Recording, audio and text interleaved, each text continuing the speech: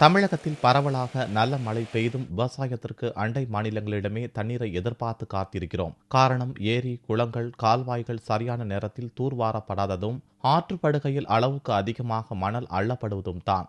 காவிரி கடைமடை பகுதியில் காவிரி, கொள்ளிடம், தெற்கு ராஜன் வாய்க்கால், மஞ்சளாறு, மகிமலை ஆறு, வீரசோழன் ஆறு ஆகியவற்றின் மூலம் 1.5 லட்சம் ஏக்கர் விவசாய நிலங்கள் பாசன வசதி பெறுகின்றன. இதில் காவிரி பூம்புகாரிலும், கொள்ளிடம் காட்டூரிலும் கடலில் கலக்கின்றன. தற்போது அணைக்கரையில் இருந்து 1500 கன அடி தண்ணீர் மற்றும் மழை நீரை சேர்த்து கொள்ளிடம் ஆற்றில் 30,000 கன அடி தண்ணீரை தேக்கி வைக்க வழியில்லாமல் வீணாக கடலில் கலக்கிறது.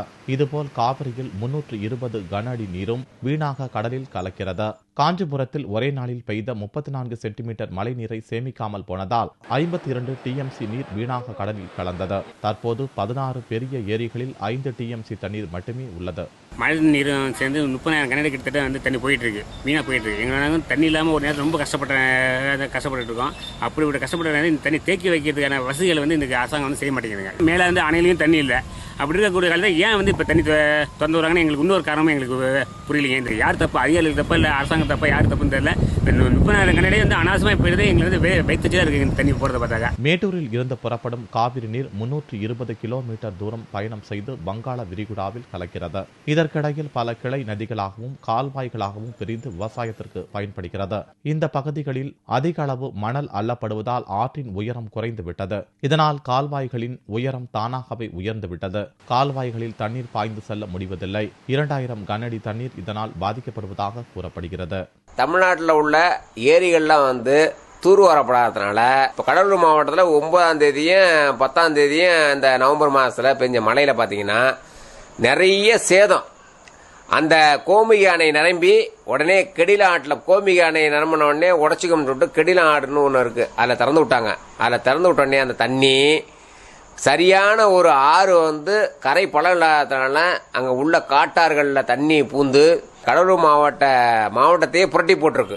அதே நேரத்தில் பார்த்தீங்கன்னா அந்த பெருமாள் ஏரி, விருத்தாசலத்தில் பெருமாள் ஏரி, வாலாஜா ஏரி இது ரெண்டுமே உடஞ்சி தண்ணி வேஸ்டாக தான் விளைநிலங்களுக்கு தான் போச்சு.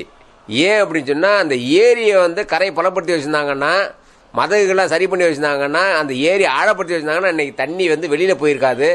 இவ்வளோ விவசாய நிலங்களும் விவசாய பயிர்கள் சாகுபடி பயிர்கள் நஷ்டம் ஏற்பட்டிருக்காது, அழிஞ்சிருக்காது. அதை பொதுப்பணித்துறை கண்டுக்காம இருந்ததுனா, அரசு நிர்வாகம் கண்டுக்காம இருந்ததுனால இந்த சேதம் ஏற்பட்டிருக்கு. அதே இதில் இந்த சைடு தென்பகுதியில் பார்த்தீங்கன்னா வீராண ஏரியில் பார்த்தீங்கன்னா கிட்டத்தட்ட வெள்ளியங்கால் ஓடையில் 10,000 கனஅடி வினாடிக்கு தண்ணி திறந்துட்டுருக்காங்க. அதே நேரத்தில் சேத்தியாத்தோப்பில் 18,000 கனஅடி தண்ணி திறந்துட்டுருக்காங்க. இது பூரா எங்கே போகுது? விவசாய நிலங்களுக்கு போய் கடலுக்கு போய் தண்ணி வீணாக தான் சேருது.